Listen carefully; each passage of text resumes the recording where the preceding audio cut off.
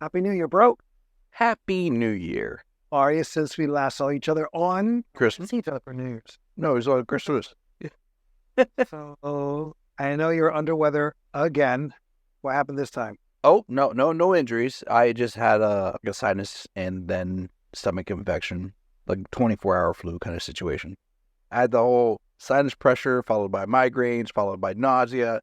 It was all in So, one let day. me ask you this: how did you get under the weather if you mainly work remotely? One, it was like because I've been traveling back and forth from your place to my home to dad's, because there's a solid like 20-degree difference in temp between all three places, like 10 to 20. Yeah, but who were you driving with? I was driving with mom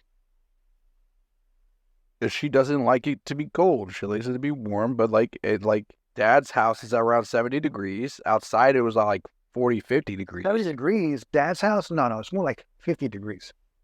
No, he's actually likes it warmer now. But then and then my bedroom, even though mom keeps the house at 78, my bedroom always ends up being outside temperatures.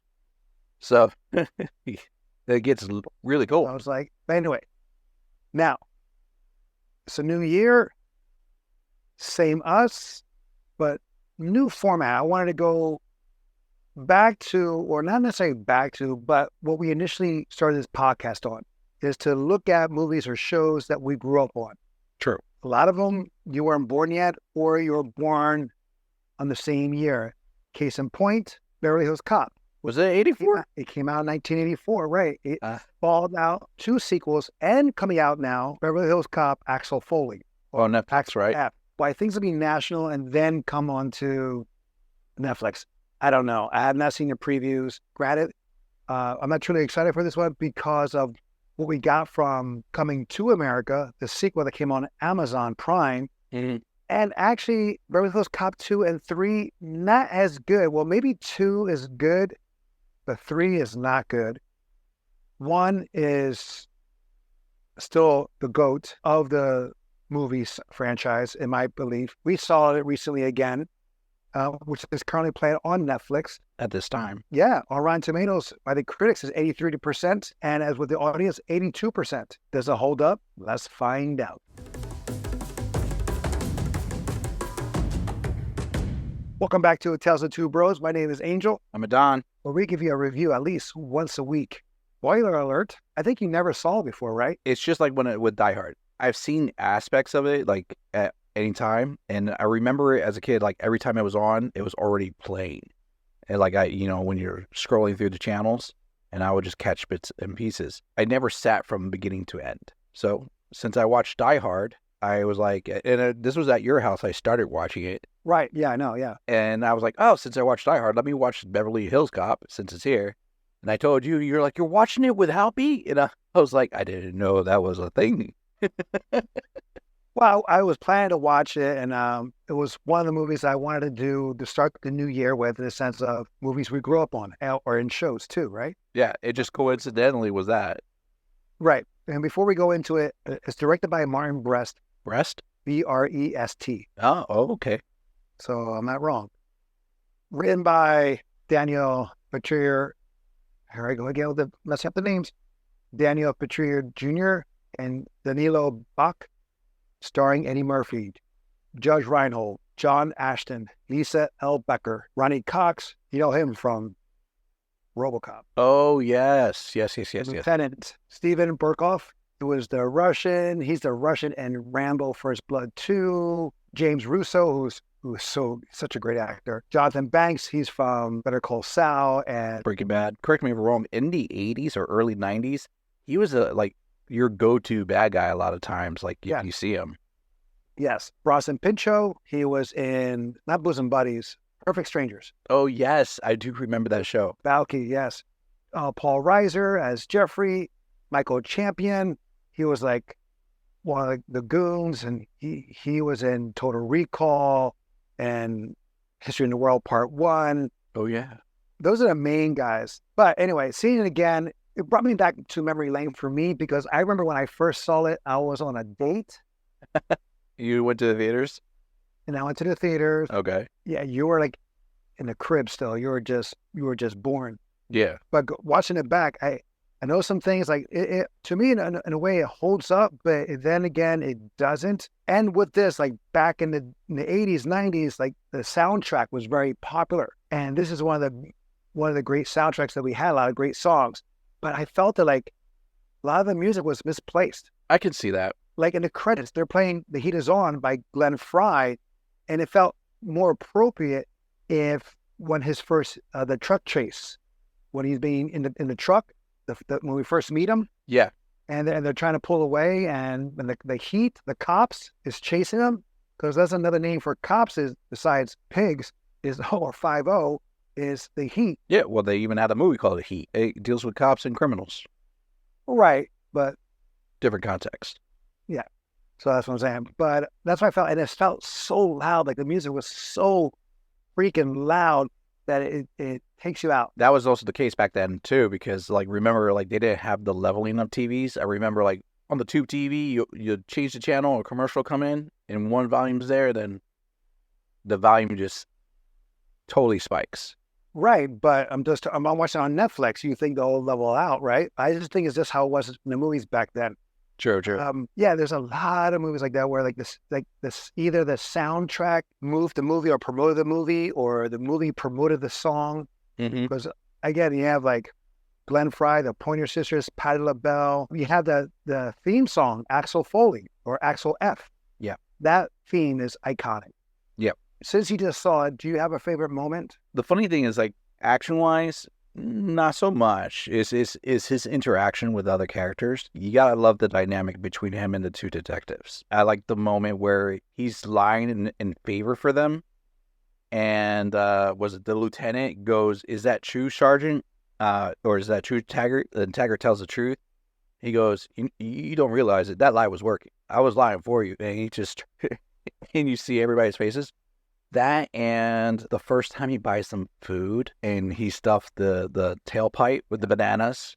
You notice Damon Wayans? Yes, it did. He's like, just like, we got some bananas, we got the fruits. All part is like, I don't want all this. I just want the bananas. Hair's all receding back. Absolutely. Mm-hmm. Before we do that, Oh, go ahead. This is actually his fourth or third movie. By that time? Yes, you have Trading Places. Well, first was 48 Hours. That was his first movie, which is a great one with Nick Nolte. My favorite Eddie Murphy movie. Okay. Followed by this. But then you have Trading Places, which is also a good one. And then you have Best Defense, what he did with Dudley Moore.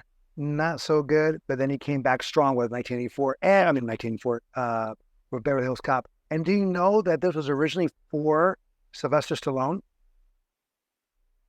No, I could not see that. Right. He turned it down. Oh, wow. Oh, and I guess they proposed to other actors, what have you, but then it fell into Eddie Murphy's lap, and he took it and ran with it. Yeah, because I remember around that time, Golden Child was shortly after that and so forth like that. But I really can't picture Sylvester Stallone as the Beverly Hills Cop. Well, I mean, you have...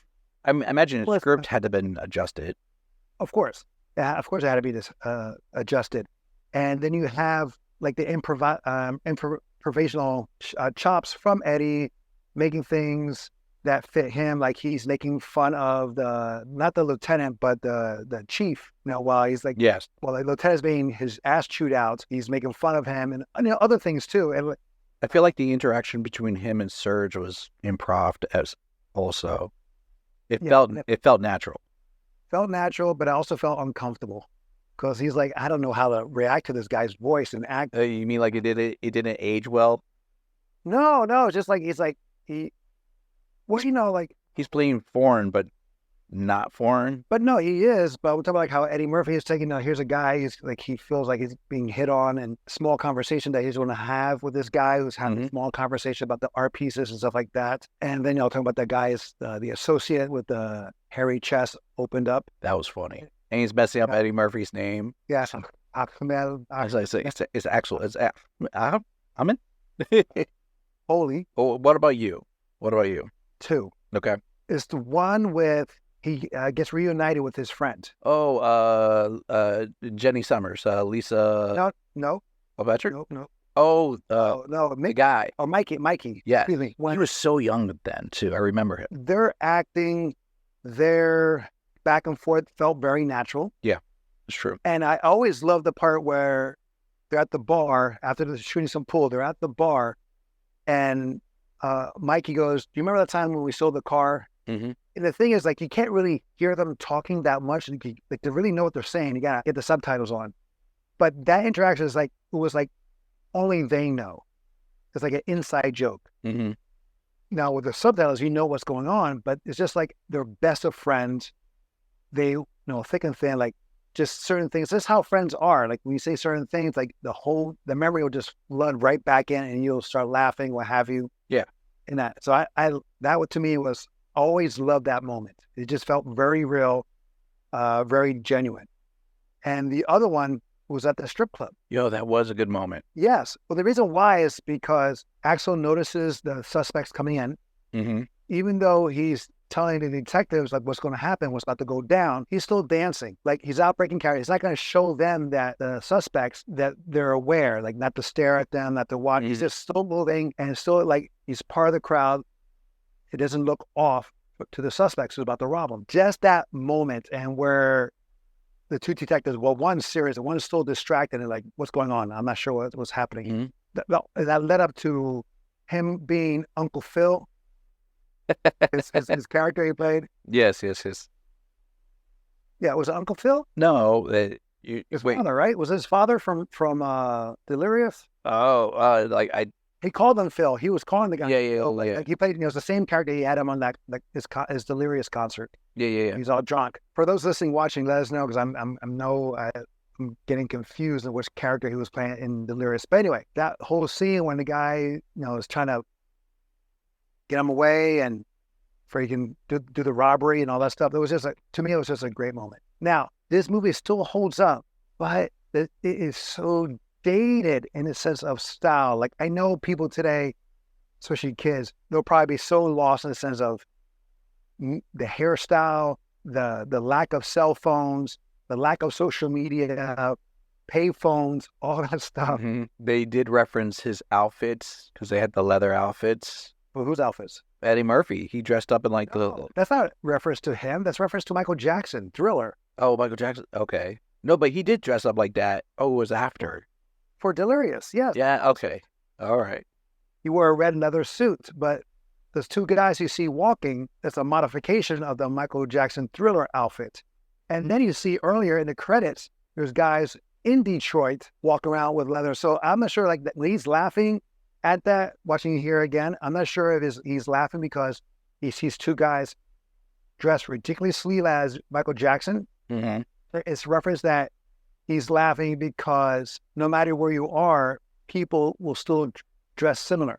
Because again, in the credits, you have two guys walking in similar outfits in leather jacket, leather bottoms, like a cheap version, if you will, of the Thriller outfit. Yeah, so I'm not sure that left. Yeah, maybe. But the thing is, you can look at it in many ways. True.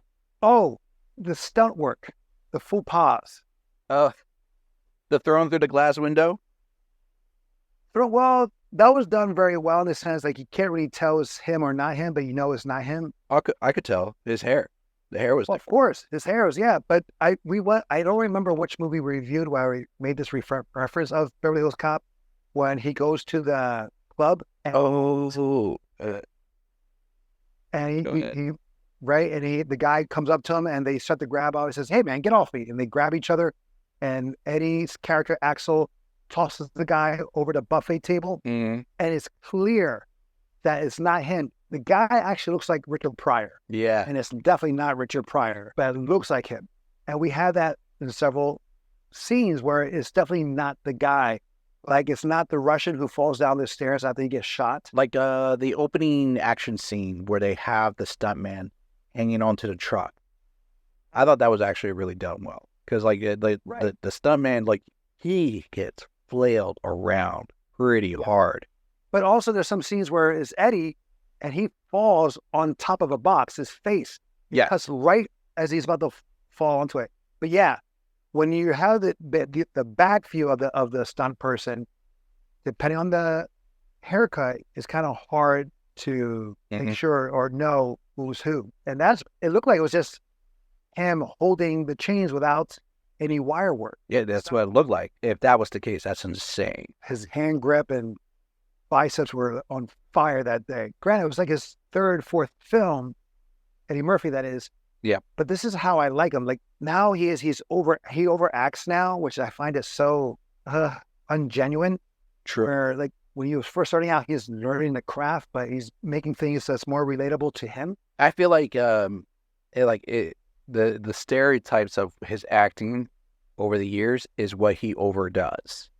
Like the laugh and that's how he laughs. But I mean, like emphasizing that laugh and like how he overacts in some of those ways. It's just like, this is what worked for me in those previous movies. Let's continue that method. But it's not about the laughing, but it's like how his like I'm talking about like just those little traits. The laugh was the first thing that came to my mind. yeah, he goes into character. He goes into as the reporter of Rolling Stones or the gay guy who has herpes.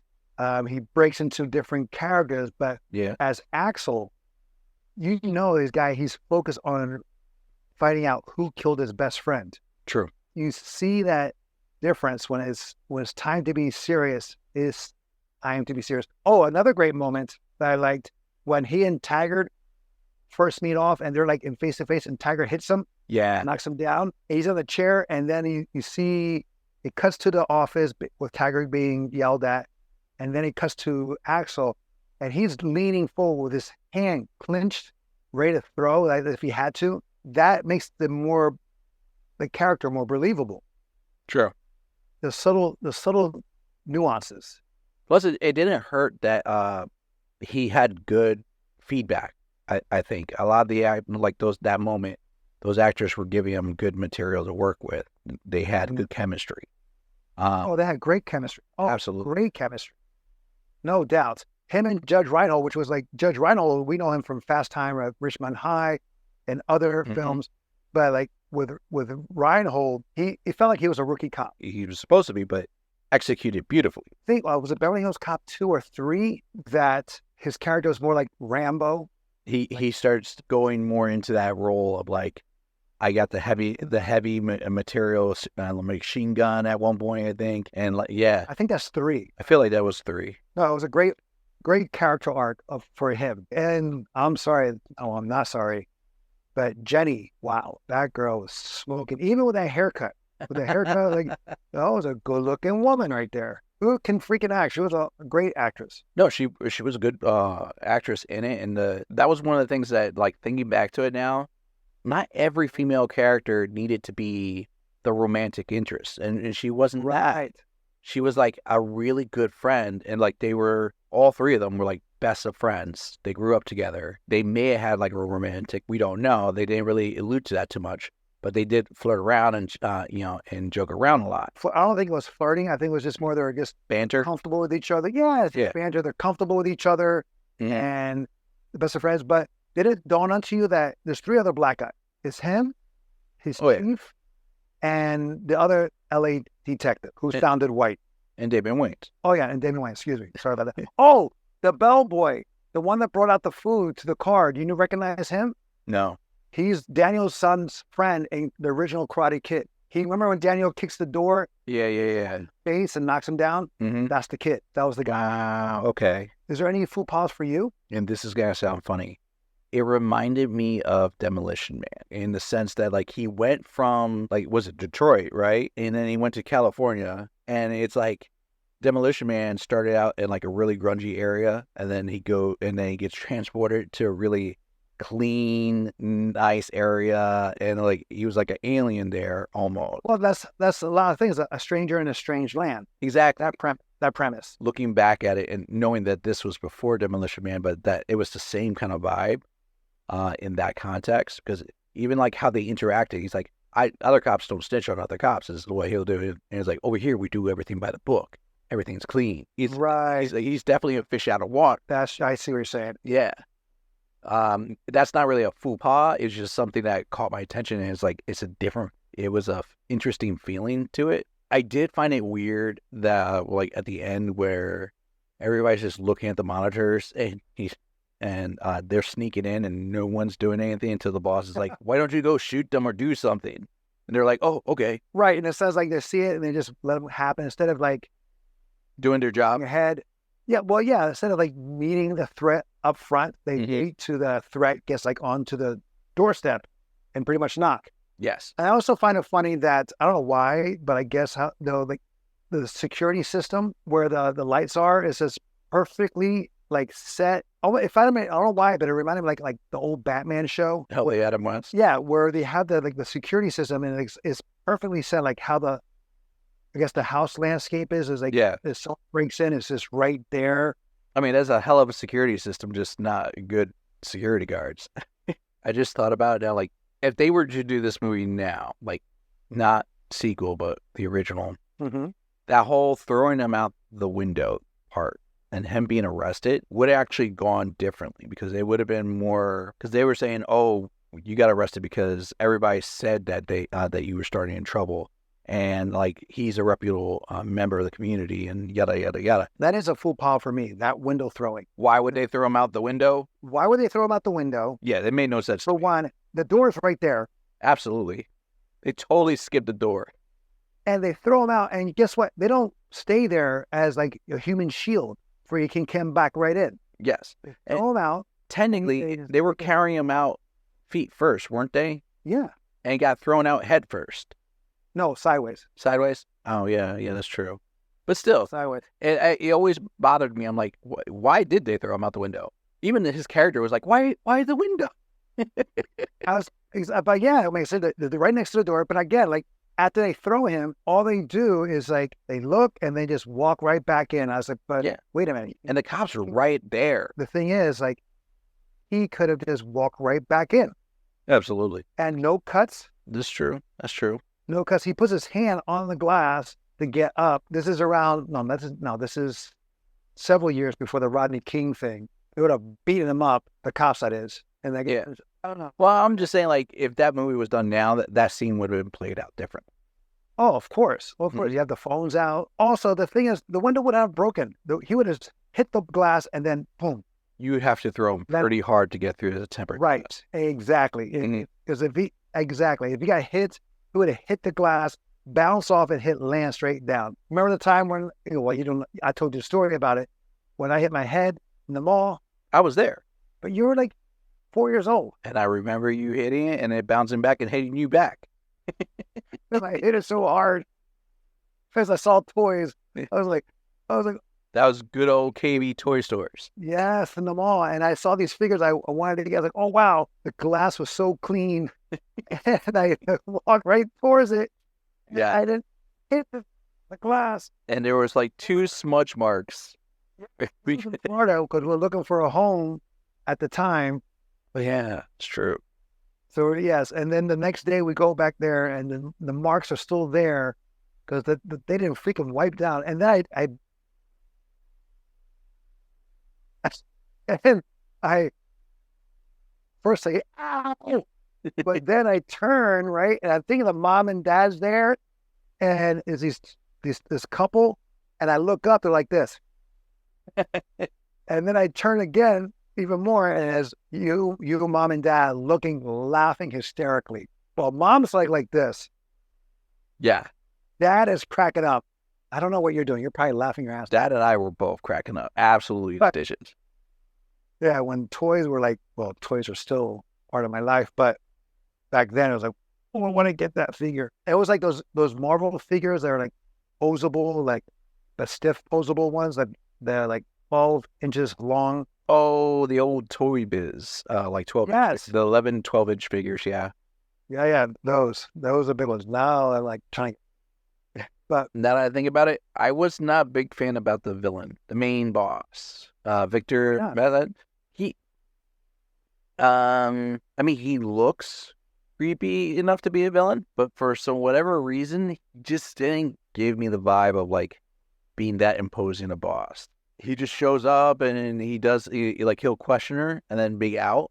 And then the only time he really was threatening was at the end when they figured out his stuff, like that he was smuggling. I was more interested in Zach his right hand man. Well, I think that's probably because we know him as the actor and we want to know more. Well, no, the character, he had more screen time, He's the one that kills his friend. which was a violent scene, I think. And it says Yeah. like he knocks him down, he punches him, knocks him down, and then grabs the head and just shoots him twice in the back of the head. Like how he reacted by getting shot. He gets tossed to the dining table, and like the entire time you see him, like it's a look of like he's fuming. At the same time, he doesn't know what to do until he looks at his boss. I felt like there was supposed to be more out of Zach's character. Like the way he died seemed a little bit quick, almost anticlimactic. That's how it is sometimes. True. Now, it could have been more with Victor. Yes, the way he got hit, you know, it was very kind of cliche where he's holding someone hostage and they hit him. He lets go. He doesn't shoot, even though he has the gun right there. Yeah. Of course, they get freed easily, and then he gets shot by Axel and the lieutenant. Axel and the lieutenant, right. They pretty much unloaded their clips. Right. Oh, of course.